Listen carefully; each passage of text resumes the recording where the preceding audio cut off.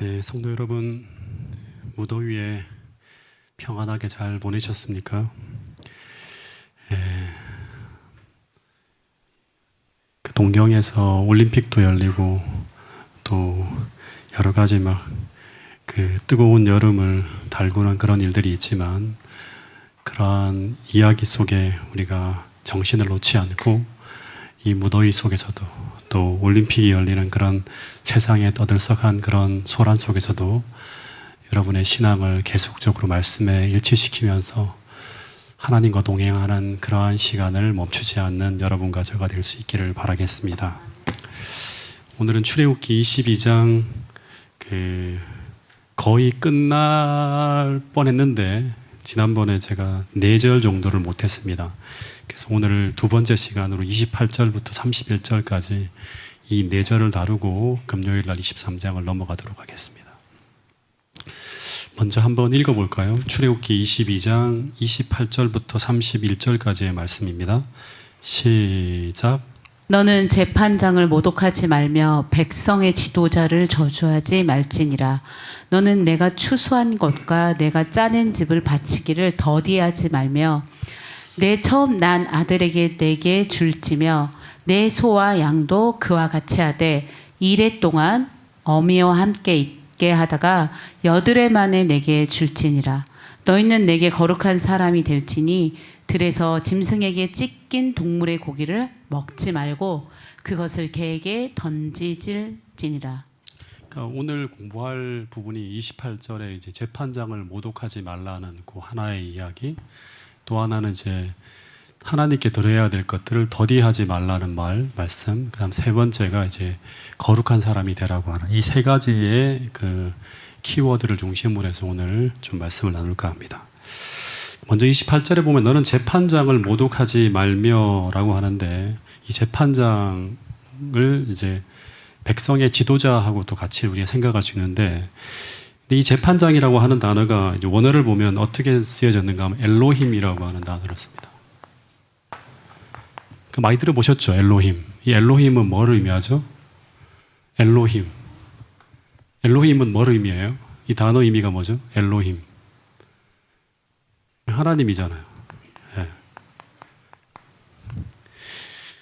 그래서 이 단어를 이제 하나님으로 번역해야 됩니다. 그래서 실제 재림교회 성경 주석에서는 이 단어를 하나님으로 번역해서 너희는 하나님을 모독하지 말며, 그다음 또 누구를 모독하지 말라? 누구를 저주하지 말라? 지도자를 저주하지 말라. 네. 그러니까 하나님을 모독하지 말고 백성의 지도자를 저주하지 말라. 이렇게 이제 번역하는 것이 바람직한 번역이라고 합니다. 그래서 이 성경절의 의미는 당시 백성의 지도자를 저주하는 것이 하나님을 욕하고 모독하는 것과 같은 것으로 보고 있습니다. 실제로 이제 출애굽 당시 이제 이스라엘 백성들이 이제 광야를 여행하면서 자신들의 보기에 못마땅한 일이 벌어질 때마다 모세와 아론을 비방하죠. 그럴 때마다 하나님은 그것을 누구를 비방하는 것으로 간주하죠? 하나님 자신을 비방하는 것으로 간주하고 모세와 아론을 비방하는 무리들을 벌하시는 장면이 이제 성경에 자주 나옵니다. 그 출애굽 당시를 보면 당시 모세가 어떤 결정을 내릴 때 그 결정은 자신의 결정이 아니에요. 그러니까 하나님의 결정이었죠. 그리고 실제 모세는 나는 하나님의 뜻을 전달하는 도구에 불과하다고 계속 이야기합니다. 그래서 이스라엘 백성들이 모세의 결정과 판단에 반기를 드는 것은 하나님의 통치 방법에 불만을 나타내는 것과 같은 것이었어요. 즉 하나님이 주신 그 진리와 율법을 신뢰하지 못하거나 하나님의 통치 방법에 불신하고 그 방법으로 살아가는 것에 불만을 품고 그 불평할 때 그들은 모세를 이제 비방하는 그런 장면이 나와요. 출애굽기 16장 8절에 보면 모세가 이런 말을 하죠. 우리가 누구냐 그러는 거예요. 우리는 하나님의 도구야 하는 거예요. 그래서 너희의 원망은 우리를 향하는 것이 아니라 나는 하나님의 뜻을 대변하는 사람에 불과하기 때문에 여호와를 향하여 이제 원망하는 거야. 이제 그런 얘기를 하는 거예요. 그래서 이 당시 이스라엘 백성들이 보이지 않는 하나님을 직접적으로 모독하지는 않더라도 하나님의 율법대로 통치하는 모세와 아론을 욕하고 모독할 때 그들은 하나님을 원망하는 것으로 간주되어짐과 동시에 이스라엘 백성들이 이제 이렇게 하는 것은 뭐냐 그러면 하나님의 백성됨을 거부하는 것이죠. 그래서 이런 모세를 계속 비방하며 그렇게 했던 사람들이 모두 가나안 땅을 밟지 못하고 백성 중에서 다 끊어지는 일이 벌어지는 것을 보게 됩니다. 그러니까 당시는 신정 통치 국가였기 때문에 그 백성의 지도자들은 하나님의 뜻에 따라 세움을 입은 사람들이었기 때문에 이들을 모독하고 저주하는 것은 하나님의 뜻을 거스리는 그런 것이었어요. 근데 이제 하나 생각해야 될 게 뭔가 하면, 그럼 이 말은 오늘 우리에게도 우리를 지도하는 모든 지도자는 모두 하나님이 세우신 지도자이기 때문에 무조건 그 지도력에 순종하라고 하는 그런 말씀일까요? 좀 생각해 봐야 돼요. 그죠? 어떻게 말해야 될지. 예. 저는 100번 그렇지 않다고 이야기합니다. 예. 실제 구약시대를 보더라도 하나님이 세우신 지도자라고 해서 사울 같은 사람도 하나님이 기름 부음을 받고 세움을 받았죠. 그죠? 므낫세도 기름 부음을 받고 세운 왕이에요. 아하스도 마찬가지고 아합도 마찬가지고 시드기야도 전부 다 하나님이 이렇게 세워놓은 어떤 지도자들인데 기름 부음을 통해서, 근데 전부 다 악한 통치자들이었죠. 예. 이 사람들은 하나님의 뜻을 거슬려 통치하는 지도자들이에요. 근데 그런 사람들이 등장할 때 그때 하나님의 신실한 종들은 어떻게 했는가 하면 절대로 여기에 순종하지 않았습니다. 그죠? 예. 왜냐하면 이때는 이 악한 통치자의 뜻에 순종하는 것이 하나님을 반역하는 그런 길이 되기 때문에요. 예. 그래서 다윗이라든가 예레미야라든가 엘리야나 모두 그 지도자의 직위를 부정하지는 않았지만 이 다윗이 끝까지 사울의 직위를 부정하지 않았어요. 그래서 함부로 목을 베진 않죠, 자기가. 예. 하나님이 이렇게 이제 왕위를 내릴 때까지. 그러나 그 지도 방침이 하나님의 뜻과 반대로 흘러갈 때는 그 뜻에 맞서서 그 왕의 뜻을 돌이키기 위해 끝까지 애쓰는 모습을 우리는 성경을 통해 보게 됩니다. 그래서 제가 이렇게 여러 주석을 보니까 이걸 어떻게 해석해야 되는가 하면 이 28절 말씀은 구약 시대에도 이 모세 당시에도 그 통치 행위가 하나님의 법에 합당한가의 여부에 따라서 그에 대한 지도력에 대한 존중 여부가 판단되어진다고 하는 거예요. 여러분 기억해야 돼요. 예, 정말 기억해야 됩니다. 예. 그래서 이 원리를 문자 그대로 적용해서 아무리 지도자가 그릇되이 빗나가더라도 그 뜻에 복종하며 따라가야 한다고 하면 이 중세시대 종교개혁은 일어날 수 없는 거예요. 그죠? 더하여서 재림교회가 탄생할 수도 없고 존재할 수도 없는 거예요. 근데 이 종교개혁의 핵심 가치가 무엇인가 하면 우리가 신뢰하는 것은 사람이 아니라 성경이고, 그래서 성경 말씀과 예언의 신을 통해 나타나는 지도력만이 우리가 신뢰하고 따라갈 수 있는 것이라고 하는 것이 바로 뭔가 하면 재림교회 탄생의 근본 정신이죠. 핵심 가치죠. 종교개혁의 핵심 정신이고. 실제 모세를 비방하는 것이 하나님을 모독하고 하나님을 비방하는 것이 되었던 것은 이 모세의 지도력이 하나님과 철저하게 일치하였기 때문인 거예요. 그죠? 예. 여러분, 우리는 인간 지도자를 존중하고 잘 섬겨야 하지만 우리는 인간 지도자를 따라가는 것이 아니라 하나님의 지도를 따라가는 것이고, 그래서 끊임없이 어떤 인간 지도자가 아니라 오늘도 내가 성경과 예언의 신을 통해 나타난 그 말씀을 따라서 우리가 살아가고 있는가를 끊임없이 기도하며 살펴봐야 될 시대가 바로 이 마지막 시대라고 하는 거예요. 오늘날 수많은 개신교회 많은 사람들이 이 말씀을 제대로 성경적으로 적용하지 못함으로 말미암아 멸망의 길로 따라간다고 하는 거예요. 제가 지난번에 설교했죠. 마치 멸망으로 달려가는 기차 안에 대부분의 사람들이 다 타고 있고 모두가 다 속임을 받아서 따라 끌려가는 거예요. 예. 또 하나 29절 말씀을 보면 자, 여기 보면 어떤 말씀이 있는가 하면 하나님은 너희의 추수한 것과 너희의 짜낸 즙을 드리기에 더디게 말지니 내 처음 난 아들들을 내게 줄지며 내 소와 양도 그와 같이 하되 이래 동안 어미와 함께 있게 하다가 여드레 만에 내게 줄지니라는 말씀이 나옵니다. 여기 보면 당시 추수한 것은 이제 뭔가 하면 밭에서 수확한 거예요. 짜낸 즙은 뭘까요? 포도원과 과수원에서 수확한 열매를 이렇게 쭉 짜내는 거죠. 그래서 그 추수한 것과 짜낸 즙은 어떻게 보면 이 히브리 문학적 표현이래요. 땅에서 수확한 모든 열매를 가리키는 히브리적인 문학적 표현이라고 합니다. 근데 하나님은 이것을 하나님께 드릴 때 어떻게 하지 말라? 여기 핵심이 바로 뭔가 하면 더디게 하지 말라고 하는 거예요.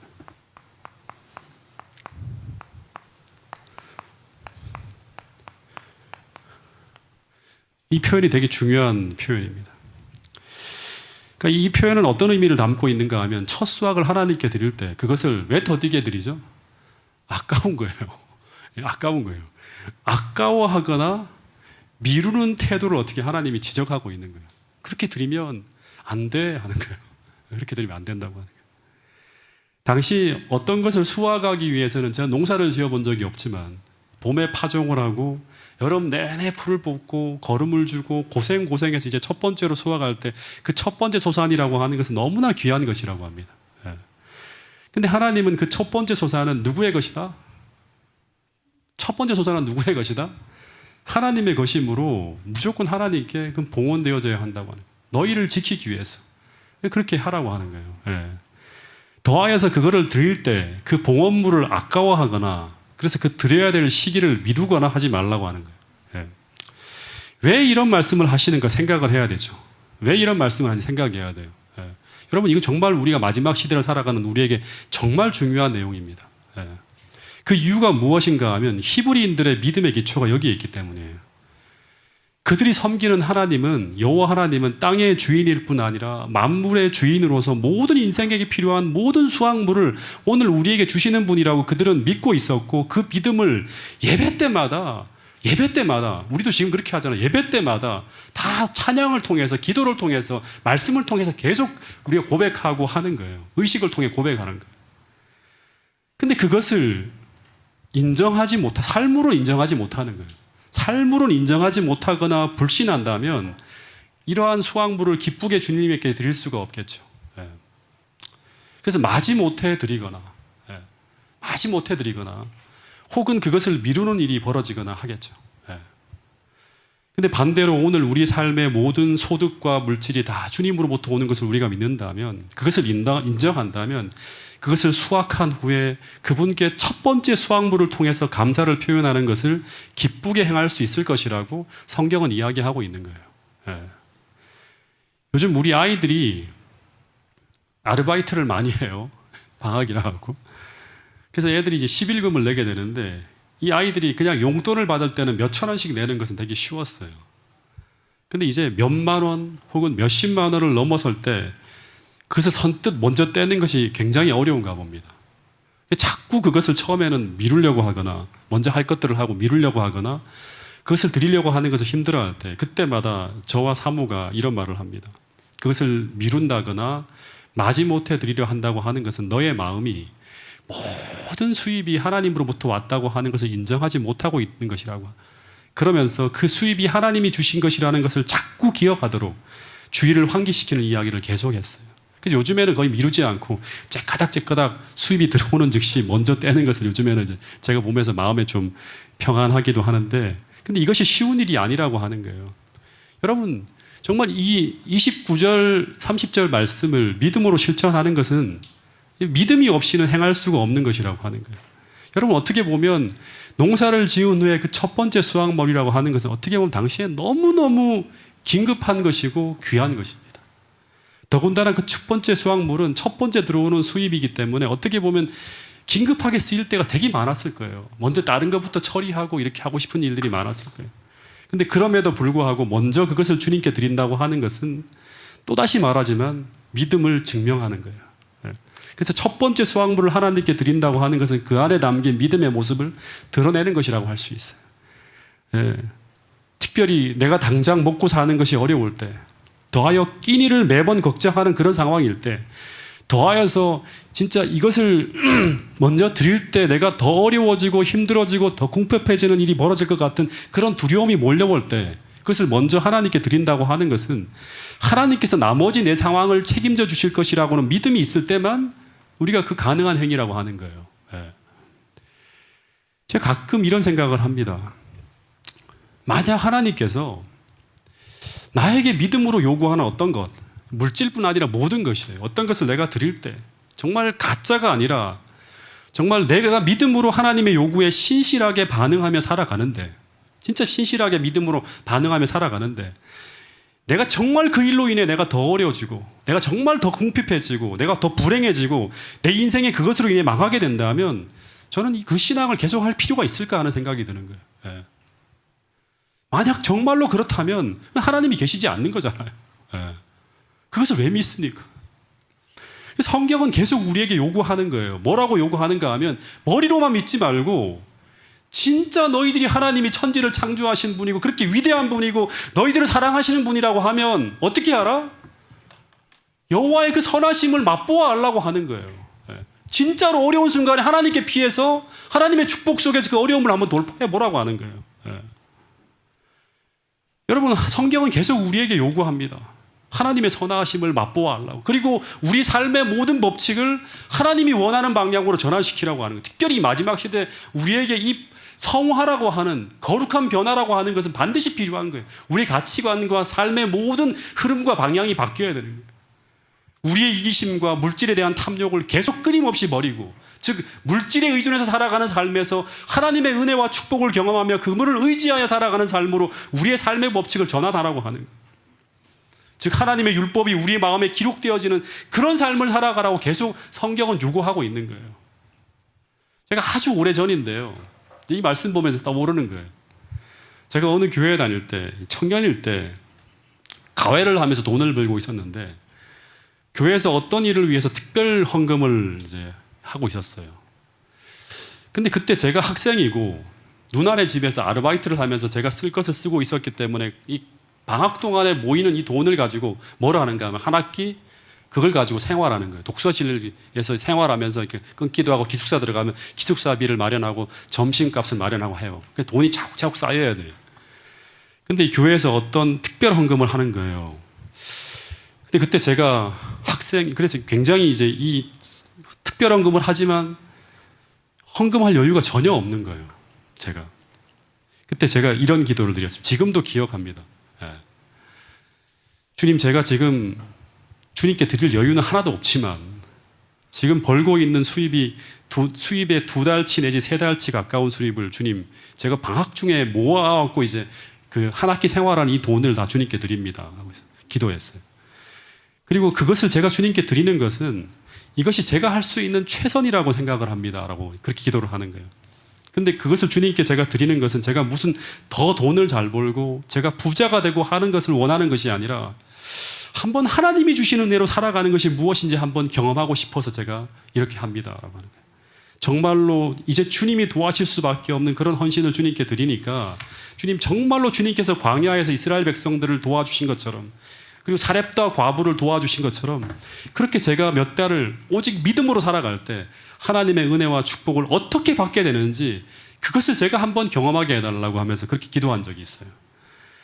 근데 그때 제가 진짜 신앙이 한참 이렇게 막 순수하게 오를 때 제가 진짜 간절했던 것은 무엇인가 하면 다른 사람들이 경험한 이야기 말고 저는 저의 하나님을 제 삶 속에서 그 보이지 않는 은혜가 어떻게 내 생애에 내리게 되는지 정말 경험하고 싶었고 만나고 싶었어요.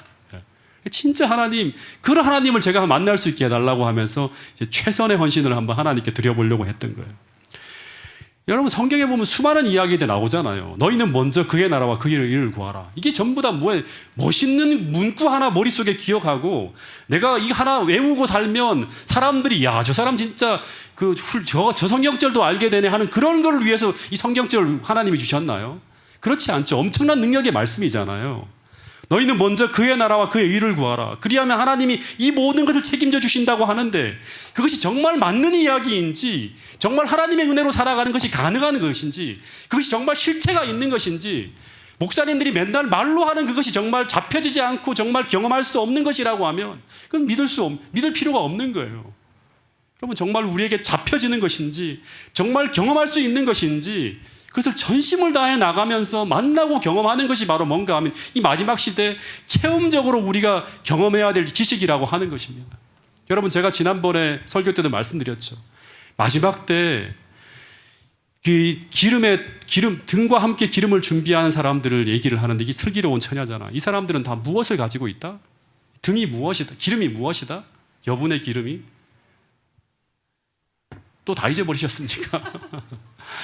성경만이 아니라 뭐라 했어요? 실물교원에 뭐라고 나온다 했어요? 체험적 지식이라고 했잖아요. 체험적 지식. 이 체험적 지식이 없으면 우리는 마지막을 견딜 수 없다고 하는 것입니다. 여러분, 근데 제가 놀라운 것은 그때 저는 이 하나님의 말씀이 정말로 예언의 신의 말씀처럼 작용과 반작용의 법칙처럼 제가 하나님께 드릴 때 하나님께서 제게 그 은혜를 주신 은혜를 그 이상으로 베풀어 주시는 것을 제가 경험했어요.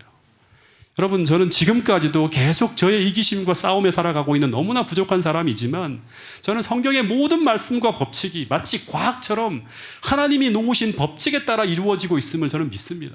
그래서 우리는 이 말씀을 신뢰하는 것이에요.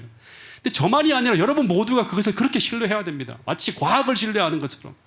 성경에 보면 그 예언의 신에 보면 이런 말씀이 있어요. 교회 증언 3권 382페이지의 말씀입니다. 같이 한번 읽어보겠습니다. 시작.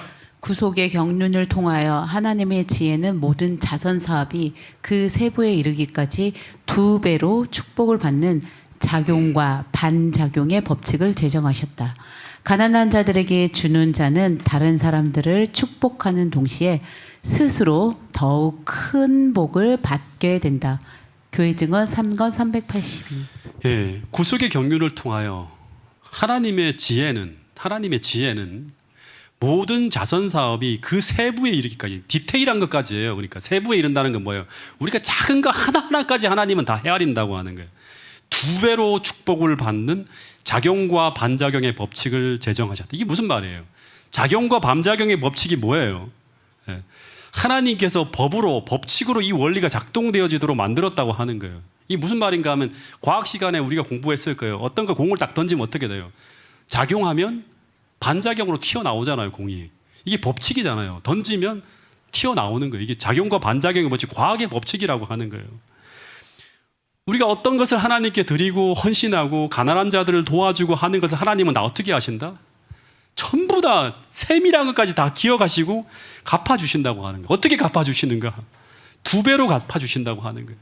여러분, 그래서 이것을 믿고 우리가 억지로나 미루는 것이 아니라 정말 믿음으로 헌신할 때 그것은 전부 다 어디에 투자하는 것이다? 2배로 하나님께 투자하는 것이라고 성경은 이야기하고 있는 거예요. 근데 여러분, 이런 말씀이 성경에 보면 수도 없이 나옵니다. 수도 없이 나와요. 누가복음 6장 38절. 주라. 그리하면 사라지는 것이 아니라 하나님이 어떻게 한다? 작용하면 반작용으로 너희에게 줄 것이니 어떻게 주신다? 누르고 흔들어 넘치도록 너희에게 안겨주시라. 너희가 헤아리는 그 헤아림으로 너희가 헤아림을 도로 받을 것이다. 여러분, 이 말씀 믿습니까? 여러분, 이 말씀 믿어요, 안 믿어요? 믿잖아요. 다시 말해서 여러분, 이게 기복신앙이 아니라 정말 믿음으로 우리가 하나님께 드릴 때 하나님은 반드시 작용과 반작용의 법칙으로 우리의 삶을 축복하신다고 하는 거예요. 여러분, 이 말씀을 실천하면서 우리는 계속 우리 마음속에 있는 무엇을 없애야 되는가 하면 이기심과 탐심을 물리쳐야 돼요. 예. 또 하나, 이 삶이, 우리 삶이라고 하는 게 물질에 이끌려가는 삶이 아니라, 물질을 의지하며 살아가는 삶이 아니라 믿음으로 물질을 정복하며 세상의 흐름을 이기는 신앙으로 우리 삶이 전환되어져야지만 우리는 마지막 때 경제 문제로 사단이 우리를 옥죄해 올 때 우리는 그 시험을 물리칠 수 있다고 성경은 이야기하고 있는 것입니다. 여러분, 마지막으로 하나 더 이야기하면 이 구절에 대한 부분이에요. 하나님은 언제나 우리가 내 할 것 다 하고 내 쓸 것 다 쓰고 여유가 있을 때 무엇을 하라고 하신 적이 한 번도 없어요. 사렙다 과부에게 한 움큼 그거 요구할 때요, 하나님이 어떻게 요구하셨어요? 네 그거 먹고 난 다음에 남는 거 달라고 했나요? 아니에요. 그거 여유가 하나도 없는데 그걸 달라고 하는 거예요, 하나님. 근데 그거를 줬더니 어떻게 되는 거예요? 누르고 흔들어 넘치도록 하여 돌려받는 거예요. 작용과 반작용의 법칙. 2배만이 아니에요. 2배 이상으로 하나님께서 주시잖아요. 네. 여러분, 그래서 하나님은 언제나 먼저 너희에게 믿음이 있다면, 내가 어떤 존재인지를 믿는다면, 내가 진짜로 너희의 주인이라고 하는 걸 믿는다면, 내가 창조주 하나님이라고 하는 걸 믿는다면, 내가 너희들을 정말 사랑한다고 하는 것을 믿는다면 믿음으로 하나님께 행해야 될 것을 어떻게 알아? 먼저 하라고 하는 거예요. 예. 너희는 먼저 그의 나라와 의를 구하라. 그리하면 이 모든 것을 너희에게 더하신다고 하셨잖아요. 그래서 그것을 먼저 믿음으로 우리가 감당하고 행하게 될 때 하나님은 그 다음 우리 삶의 모든 것을 책임져 준다고 하는 거예요. 근데 우리는 이 디테일한 부분들, 먼저 하나님 것을 다 미뤄두고 먼저 내 살 것들을 먼저 궁리하는 거예요. 하나님이 책임져야 될 걸 먼저 우리가 궁리하다 보니까 계속 문제가 어려움에 빠지는 거예요. 신앙의 활력이 떨어지고 계속 끝없이 우리가 물질을 쫓아가는 그런 삶으로 우리가 흘러갈 수 있다고 하는 것입니다. 여러분, 다시 한번 오늘 이 주신 말씀을 생각하면서 하나님께 드려야 될 것, 하나님께서 우리에게 믿음으로 요구하는 것들을 먼저 행할 수 있는 그런 마음, 미루거나 또는 억지로 하는 것이 아니라 기쁘게 드림으로 말미암아 오늘 성경에 나와 있는 이 모든 축복들이 여러분에게 적용되어지고 여러분들의 삶이 이기심과 탐욕으로 물들어가는 그런 삶이 아니라 물질을 극복하고 하나님 앞에 정말 믿음의 어떤 삶을 살아가는 아브라함과 같은 그런 축복의 사람으로 우리 모두가 나아갈 수 있는 여러분과 제가 될 수 있기를 간절히 바라겠습니다. 29절 30절에도 보면 하나님께서 뭐라고 하는가 하면 이 부분들은 나중에 읽어보시기 바랍니다. 처음 난 아들과 소와 양의 첫 번째 새끼도 다 당신께 드리라고 하면서 8일 만에 당신께 바치라고 합니다. 이 8일이라고 하는 말은 이제 어떤 거냐 그러면 이 양과 소와 이런 존재들은 8일 동안 부모의 품에서 이렇게 젖을 먹어야지만 건강하게 이제 떼이더라도 그렇게 살 수 있다고 합니다. 그래서 마지막 그 8일, 7일까지 기간까지 지나면 무조건 다 하나님께 드리라고 하는 그런 얘기가 나옵니다.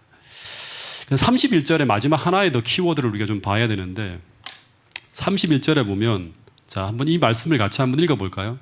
22장 31절입니다. 시작.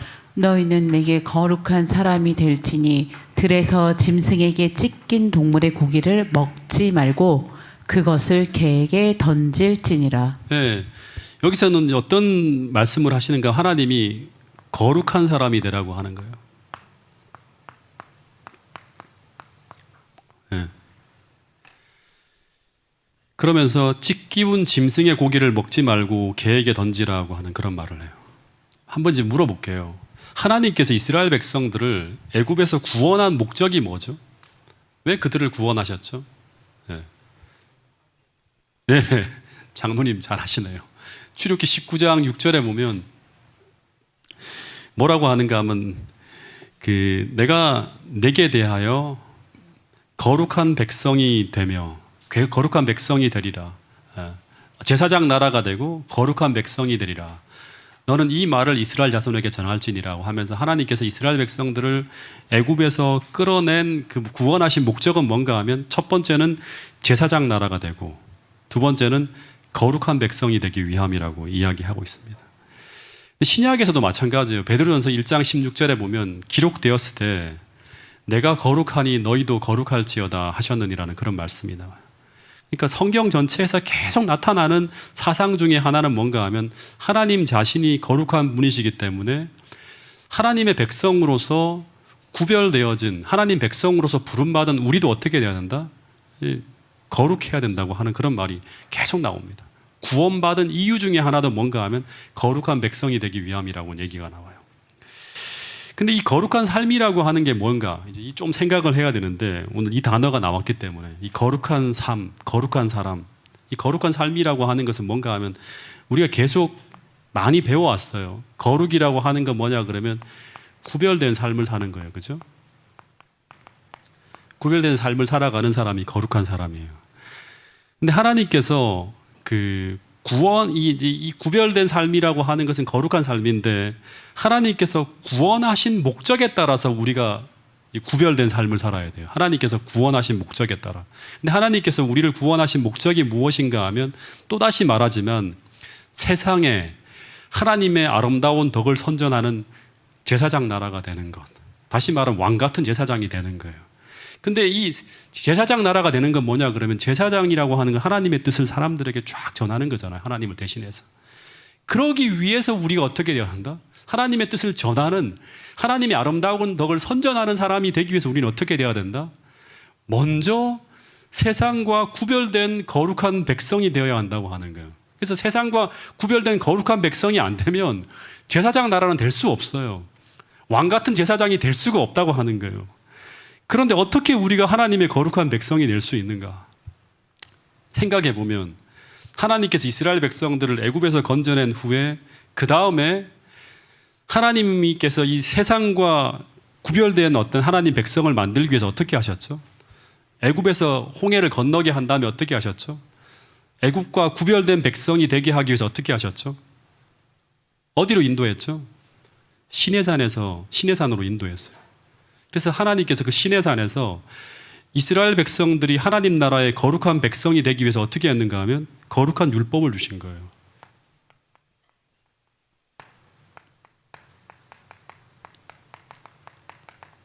거룩한 율법을 주신 거예요.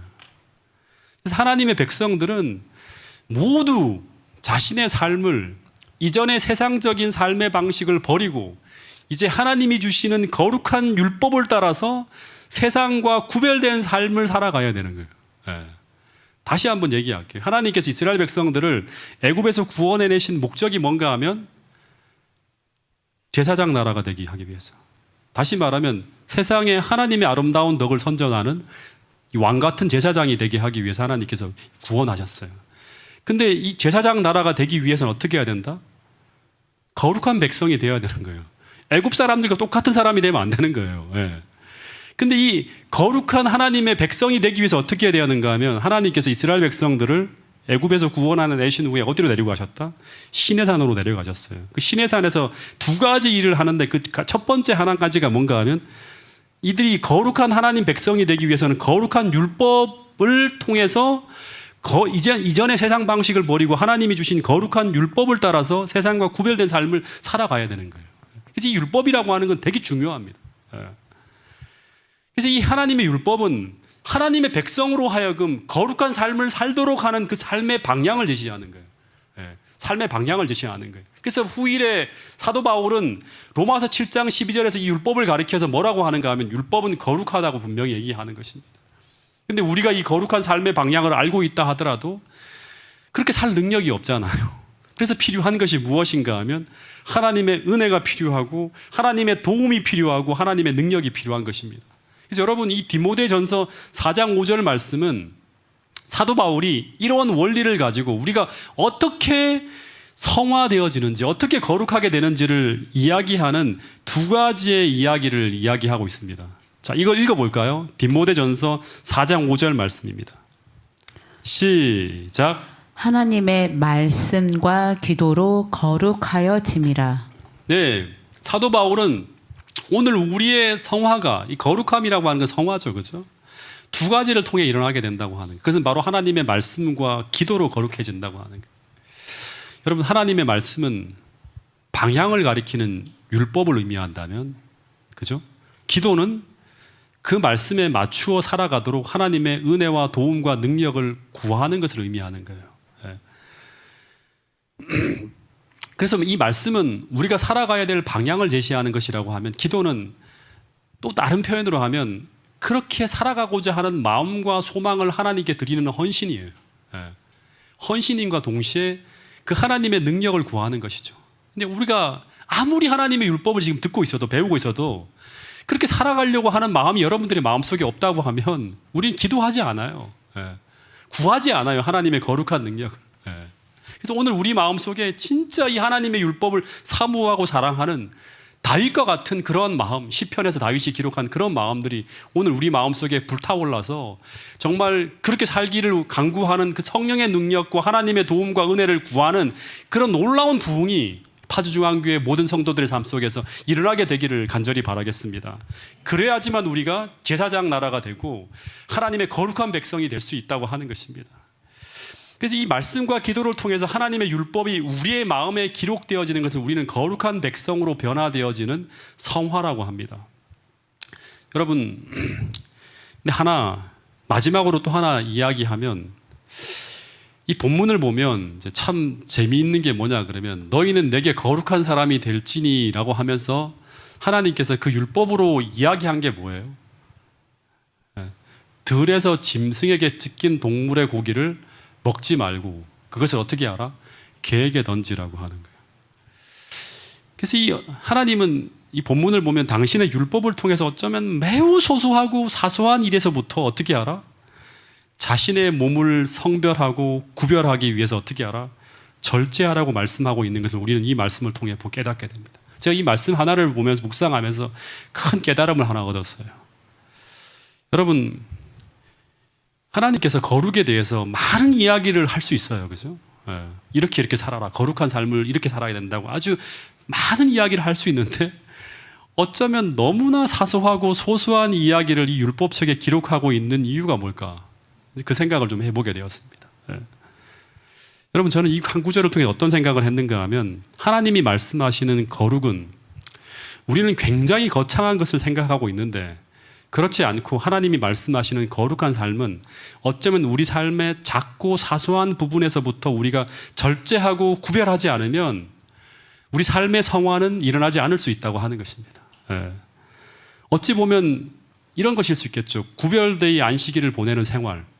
예. 우리가 안식일을 굉장히 소소하게 디테일하게 많이 훼손하는 부분들이 있을 거예요. 예. 구별되이 안식일을 보내는 생활도 마찬가지로 소소한 거예요. 그죠? 그리고 어떻게 보면 여러분들이 TV를 보는 것, 하루 삶 속에서 TV를 보는 것, 예. 이런 부분들을 우리가 거룩하게 구별하지 못하면 성화는 일어나지 않습니다. 그리고 여러분들이 아주 소소하게 먹는 음식 같은 것들, 여러분 이 부분에서 여러분들이 하나님의 말씀에 따라서 우리의 삶을 개혁하지 못하면 여러분 성화는 절대 일어나지 않아요. 그것은 성화와 관계없으리 생각하면 안 된다고 하는 거예요. 사소하게 하나님께서 말씀하시는 부분 하나하나가 어떻게 된다? 우리를 거룩한 사람, 거룩한 백성으로 만들어가는 굉장히 중요한 부분이 될 수 있다고 하는 것입니다. 예.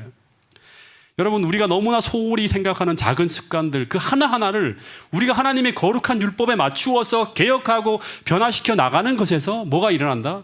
거룩한 변화가 일어난다고 하는 것입니다. 하나님 저는 이렇게 살고 싶습니다. 이것을 개혁하기를 원합니다. 주님 은혜를 주세요. 도와주세요 하는 그런 거룩한 열심이 여러분들의 마음속에서 벌어져야지만 무슨 일이 벌어진다? 성화라고 하는 거룩한 변화가 일어난다고 하는 것입니다. 여러분 그래서 오늘 우리에게 성화가 잘 일어나지 않는 이유 중에 하나는 어쩌면 오늘날 우리가 너무나 속되고 거룩하지 않은 수많은 생활 습관과 연관되어져 있을 수 있다고 하는 것입니다.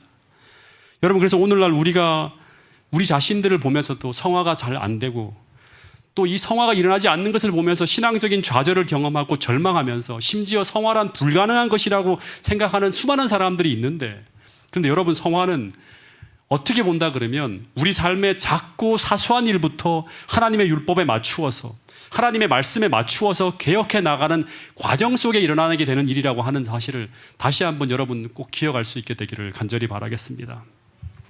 하나님께서 바라시고 원하시는 그런 거룩한 백성이 되어서 하나님의 아름다운 덕을 선전하는 그런 왕같은 제사장으로 우리 파주중앙교회 모든 성도들이 세워져서 마지막 날 주님 오시는 그날 주의 길을 예비할 수 있는 그런 여러분과 제가 될 수 있기를 간절히 바라겠습니다. 23장 이야기는 우리 다음 주 금요일부터 우리가 또 배워보도록 하겠습니다. 기도 제목을 드리도록 하겠습니다. 우리 아프신 분들 한 분 한 분을 위해서 우리 기도해 주시기 바랍니다. 우리 문홍근 우리 할머니를 위해서 기도해 주시고 또 김무송 장로님, 김순진 집사님, 우리 전정선 사모님을 위해서 기도해 주시는데요.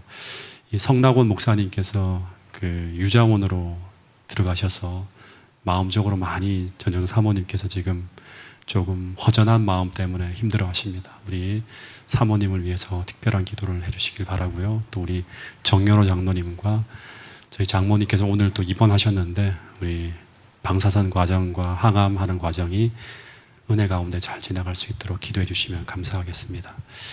우리 안서훈 집사님의 이사가 7월 27일 날 예정되어 있었는데 이사가 지금 안 됐습니다. 그래서 언제 이제 뭐 이삿짐을 날라주시는 분이 조금 이렇게 이제 이 약속이 맞지 않아서 좀 어려움을 겪고 있는데 우리 안서훈 집사님의 이사를 위해서 계속 기도해 주시고요.